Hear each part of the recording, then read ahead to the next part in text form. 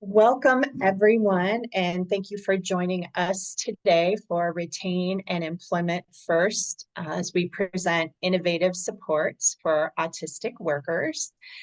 We are going to introduce our presenter here in just a couple of minutes once I get through housekeeping items.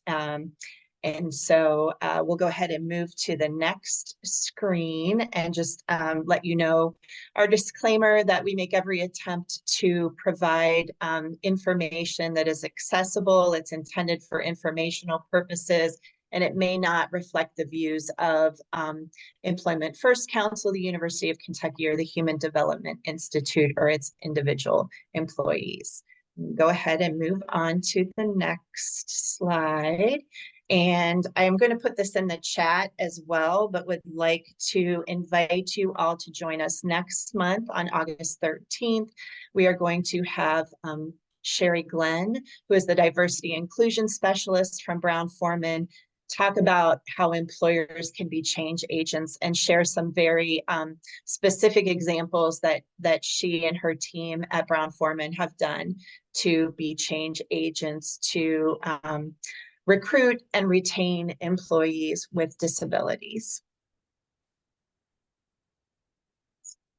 And if you want to go ahead, if you have any questions or comments, go ahead and put those in the chat. If there's something that I can help you with, put that in the chat as well. Bev is going to go ahead and answer questions at the end of her presentation. We have had some questions as people registered for the presentation today that she incorporated into her presentation as well. And she is going to talk about why innovative supports for autistic workers is important, as well as share with us guiding principles to support autistic workers, and for employers, how to learn how to become an autism-informed organization. So with that, let's go on to Bev's introduction, and we're really excited, Bev, to have you share your information with us today. Bev joins us from the Human Development Institute at the University of Kentucky, and she oversees the innovative supports for autistic workers. Holding Masters of Social Work, Bev creates and delivers trainings for employers and support staff, OVR staff, community rehabilitation providers, as well as others, serving as a consultant on autism and employment-related issues, assisting job seekers as requested, and providing training to other interested parties on request. Bev is a LEND faculty member, providing students with information related to self-determination, models of disability, history of disability rights movements, and other self-advocacy related topics. Interests include disability rights, disability studies, autistic rights movements, LGBT rights, logic and thinking skills, pattern recognition, ethnography, allyship, and supported decision-making. So Bev, thank you so much for joining us today. We are very excited to have you here. And I'm just really quickly going to introduce myself because I don't think I did that. I'm Kimberly Wickert, also with HDI, Retain Kentucky at the University of Kentucky. And for a visual description, I am a mid-career female, and I am wearing glasses and shoulder-length blonde hair, and today a gray sweater with a pink shirt. So just want to remind everybody that Retain Kentucky eligibility criteria is that we can help anyone who is a Kentucky resident who is currently employed or worked in the last 12 months, and they have an injury or illness that is not work-related. And then I'll also put this information in the chat, but the next slide shows how you can send referrals to us by calling, emailing, visiting our website, or doing the participant screener. So with that Retain Kentucky plug, we'll go ahead and turn it over to you, Bev, so we can learn about innovative supports for autistic workers. Thank you so much. Thank you, Kimberly, and thanks everybody for being here. I know that some of you are familiar with ISAW, but we'll do a quick review of our history and purpose, and I'll tell a little bit of what we do and how to become an autism-informed employer, and then we'll get to your questions. So we started this in about 2016. It was a collaboration between HDI and the Office of Vocational Rehabilitation. We came up with the idea because there were business service team leaders in the career centers were asking for more information on autism. There was a terrible unemployment situation, and there still is, although it's improved a little bit from 15% in 2016 to closer to 20% today of autistic adults being employed. Is still not anywhere near good enough. But knowing that, and knowing that the business service team leaders, only 18% had ever had a training on autism and employment, and only 12% felt that they were competent to talk to an employer about autism on behalf of a job seeker or employee. Meanwhile, we knew that nationwide, turnover is the biggest concern, with 91% of employers being concerned about it. So we saw an opportunity there for promoting the work of people who are likely to stay with the job once they find one that they really like. One that works for an autistic person is likely that they will stick around. Our guiding principles are that we believe that everybody who wants to work should have that opportunity. We think that employers can support autistic workers when they have the information and the support that they need. That employment specialists can better support job seekers by understanding autism, and we know that autistic people can thrive in workplaces where there's understanding and acceptance. One of the ways we're innovative is that all of our work is done by autistic people ourselves. That I'm autistic, the other person who works on this project is. When we have had practicum students, they have been, 3 out of 4 of them have also been autistic. So we have kind of an inside view to bring to this, along with the research, which we keep up with by reading articles constantly. So we try to stay on top of things, as well as working with consultants who help us to be aware of the current situations that they're facing in employment. We take a very individualized approach, not just to the job seeker, but to businesses that contact us. For example, when somebody asks for a presentation on autism and employment, I will ask them, what are your specific concerns? Are there areas that you want to learn more about? Do you have any particular problems going on right now that you want me to address? So pretty much every presentation that we do for an employer is customized somewhat to that employer's needs. And we promote neurodiversity affirming values, which means that we don't work on trying to make autistic people behave in less autistic ways so that they can fit in and be accepted. We work on the other end to help non-autistic people to understand the value that we can bring to the job if we are allowed to be who we really are. And we focus on teaching about those autistic skills and how to support people. Some of the things we do beyond trainings for employers and employment specialists, and pretty much anybody that will listen to us, we sometimes go to businesses to check out the accessibility. We did this with a medical laboratory, and we observed the person working and their relationships with coworkers, what kind of paperwork they had to do, what kind of equipment they worked with, and came up with a plan to help that worker work more efficiently. So we will do that for any employer who needs us to. We offer some direct supports to job seekers, not a lot, and it's not in our contract or main responsibilities, but we do find that it's important to offer those supports when people are desperately looking for a job. So we will review resumes. We'll help the job seeker figure out what else maybe they could put on there that they haven't before. We will make sure that it looks really good and professional before it goes out. We do practice interviews with anybody who wants that. I'll go through some of the most common interview questions and explain, this is what they really want to know. When they say, tell me about yourself, they don't really want 5 minutes about your pets and where you grew up. They want this particular type of information. So some of those questions can be really tricky, and then we try to make sure that people are prepared with that. Some other things that we do for job seekers and current employees, we advise on things like accommodations. We can attend accommodations meetings with the employee to negotiate with employers. We can talk directly with their supervisors if the employee wants that.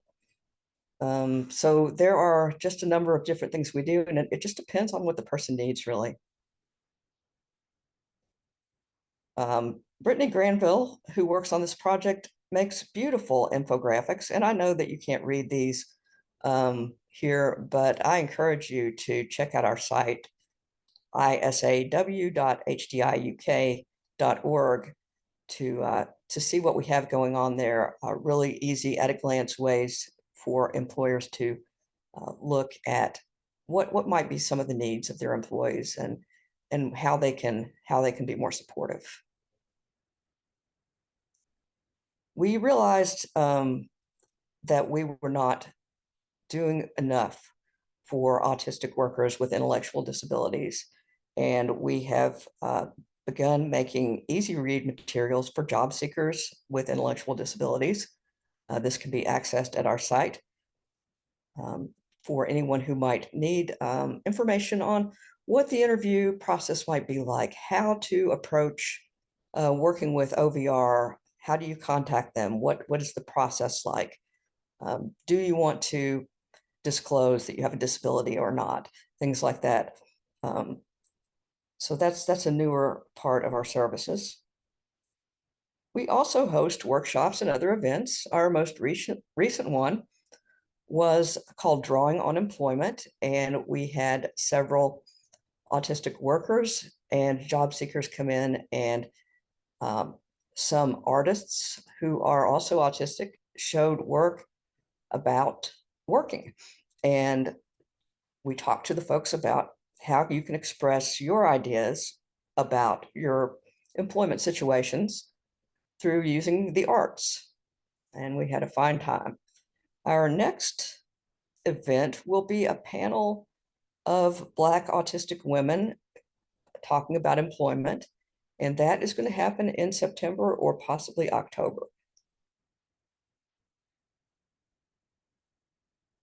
Last year, we launched our Autism Informed Employers Initiative, and this is a way for employers to receive our training without having to get everybody together at the same time and have a big meeting.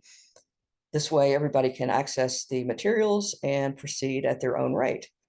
It's about a 3.5-hour course. The employer earns a certificate, and we will promote the employer when they have finished on our website and social media and include their logos in our future presentations. These are some of the autism-informed employers that we have so far.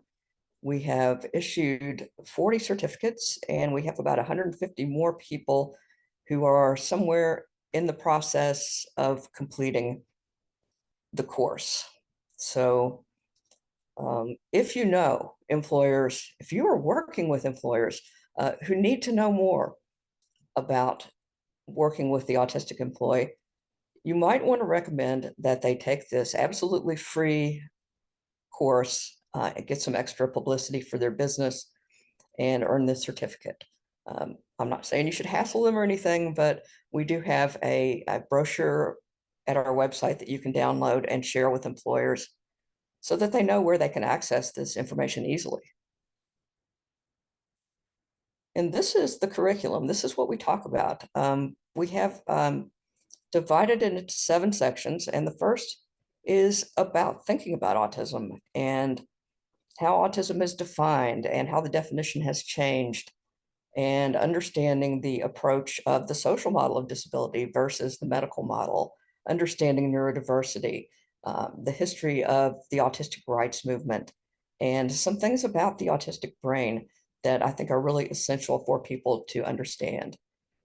We have a section on why to hire autistic workers, and this might be of interest to both rehab counselors and supported employment professionals to get some talking points that you can use with employers. We have lots of quotes from employers and quotes from the research about reasons why every business should hire autistic workers. Then we go into the basics, explaining the social and communication differences, and preference for sameness or need for consistency, and how those things relate back to what we talked about with the autistic brain, how those observable traits that you see are driven by neurological differences. I think this is really important for people to understand so that they stop thinking that the answer is that we have to somehow mold these autistic people into better facsimiles of neurotypical people so that they can be accepted. I think that recognizing that autism is hardwired into us kind of contradicts that approach. Then we have a section on interviewing. I know that one of the questions that someone submitted in with the registration form was how to support people through interviews. And I have one slide on that in the sample slides coming up, but we have an entire section on that, which tells you things like what to expect from the autistic applicant, why they might act in a certain way, how you can ask the questions in order to get more accurate answers, how you can hold someone's attention, how to set up the room, where to sit at the table even. So it's a lot of information there. On the Job explores more about the traits of autism and how those show up on the job. We have a few scenarios that people can work through and think about what would you do in this situation, and then we give our answers to that.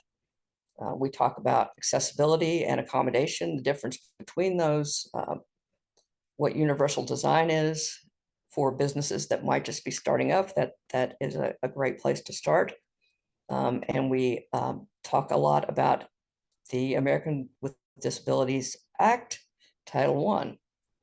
Then we have a section on supported employment because I think that employers need to understand a little bit about it. That the employment specialist is not an extra employee for you, but what their role really is and how to interact directly with your employee. Don't go around them by only talking to the employment specialist, things like that.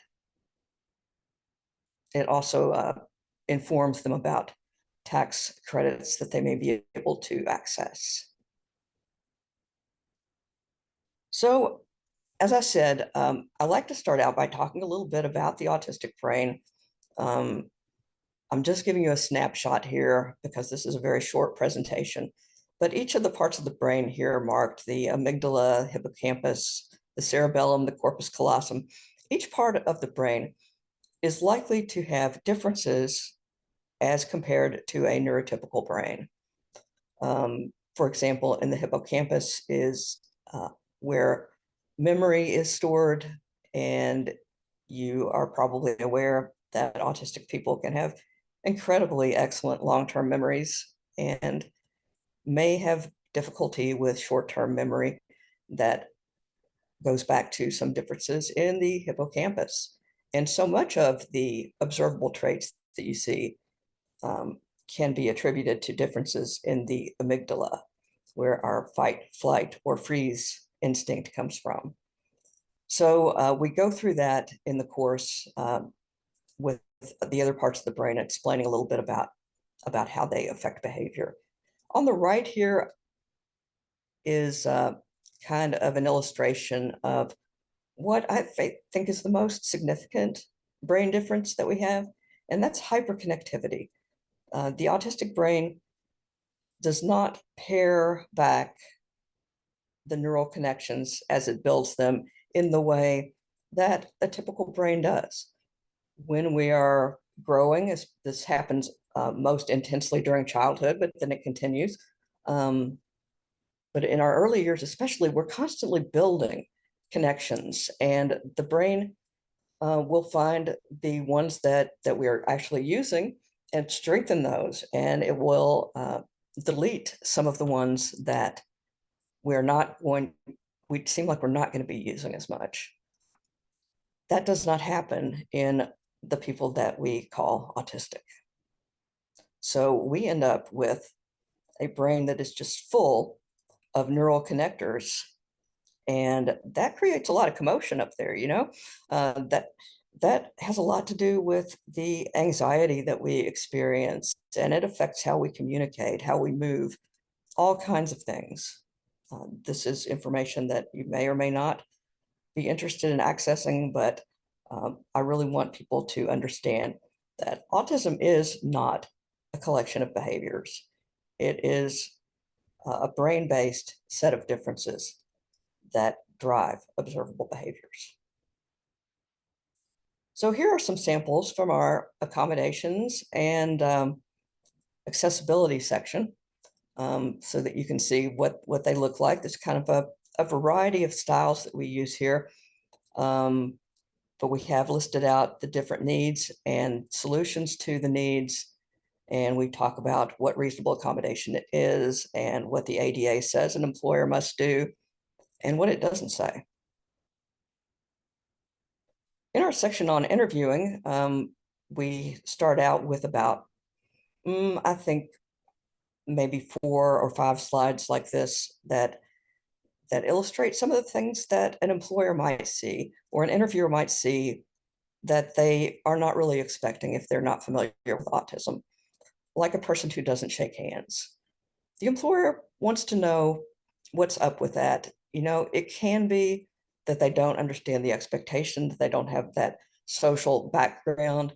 It could be that they are prioritizing health over social norms, or a sensory-based aversion to touch. It could be any of those things. And we give a way to respond to that that's affirming and respects the person. So it's fine to, not mention it. It's not a big deal. Or, it's easy to just say, oh yeah, well, not everybody wants to shake hands these days after that pandemic, and that's understandable. So very easy solutions to that. The autistic applicant might have a hard time knowing when it is their turn to speak. It can be very hard for us to read neurotypical nonverbal communications and to pick up on the traffic patterns in conversations.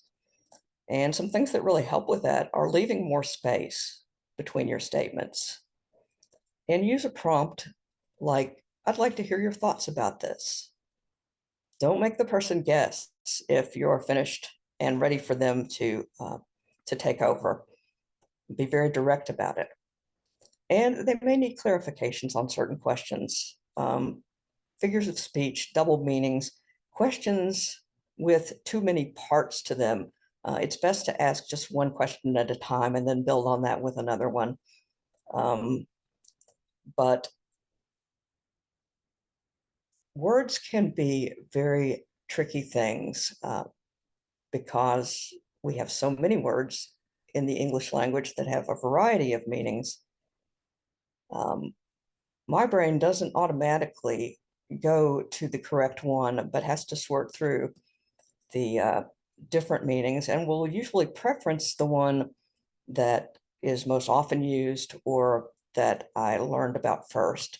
So if that's not the right one, it's going to take me a few extra seconds on that. It's going to take a few extra seconds to process what the person has said, and it's going to take a few extra seconds to put together my response in some kind of order that's going to make sense to the neurotypical listener. All those seconds add up to what most typical people perceive as awkwardness. And that can be difficult, but it is something that you just need to sit with and understand that the autistic person also has to sit with a lot of things that don't work for us.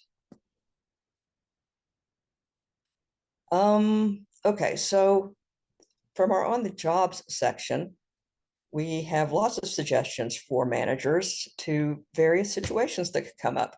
Like suppose the employee is not responding promptly to emails or text. There are several reasons why this might happen. They may be overwhelmed and can't figure out what to do first and what to do next. It's that process complexity that comes with both autism and ADHD that can really hold people up sometimes. And all they might need is just someone to talk it over with and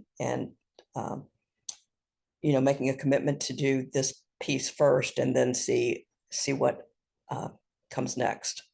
Some people need the tasks broken down in that way.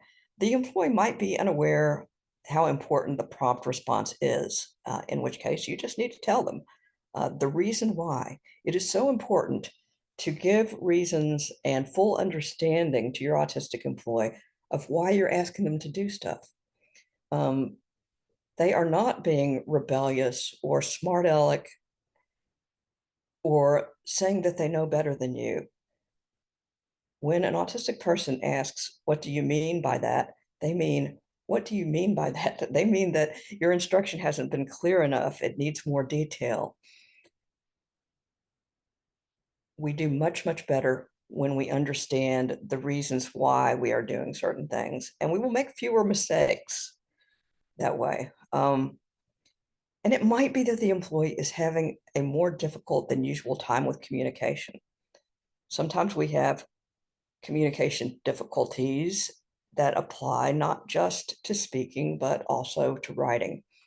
So you might want to check in and just give them a reminder of why this needs to be done now, and offer them any supports that they might need to get that done. Another thing is, maybe they're being bombarded with emails that they don't need to be getting.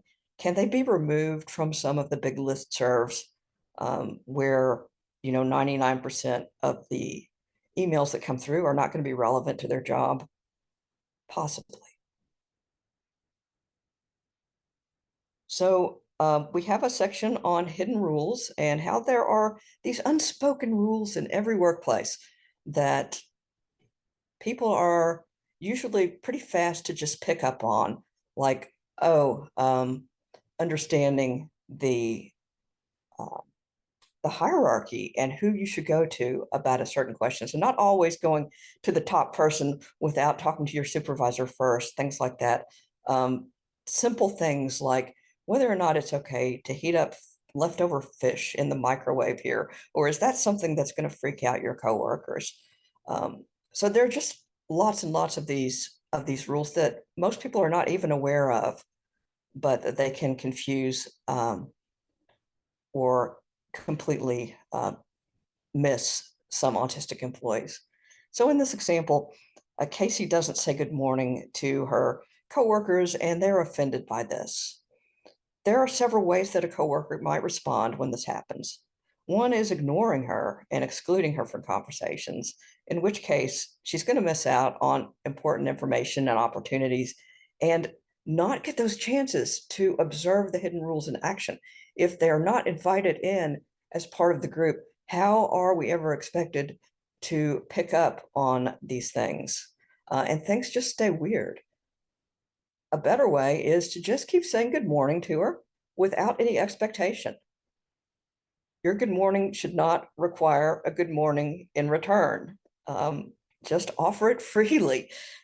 Invite her to group activities. Even if she says no every time, invite her directly. Don't issue an invitation to the entire room. I have never been able to tell whether or not I'm included in that entire room because historically, everybody has not always meant you too. Or the coworker might try too hard to include her, but not really have an understanding of the situation. And you know how they will get that that voice that we use with children and that some people will use with folks with intellectual disability, and it's just so grating. And in that case, the employee is going to recognize that your efforts are fake. And this feels even more alienating than being ignored sometime. Um, and people still won't like her any better. But instead of trying to talk about the weather or what was on TV last night, learn what Casey is interested in and maybe bring that topic up once. See how that goes. Another alternative that occurs far too often is that people will gossip behind the person's back. Instead, why not simply explain that most people, you may have noticed that most people like to say hello in the morning. Of course, that's not a requirement of the job or anything, but it makes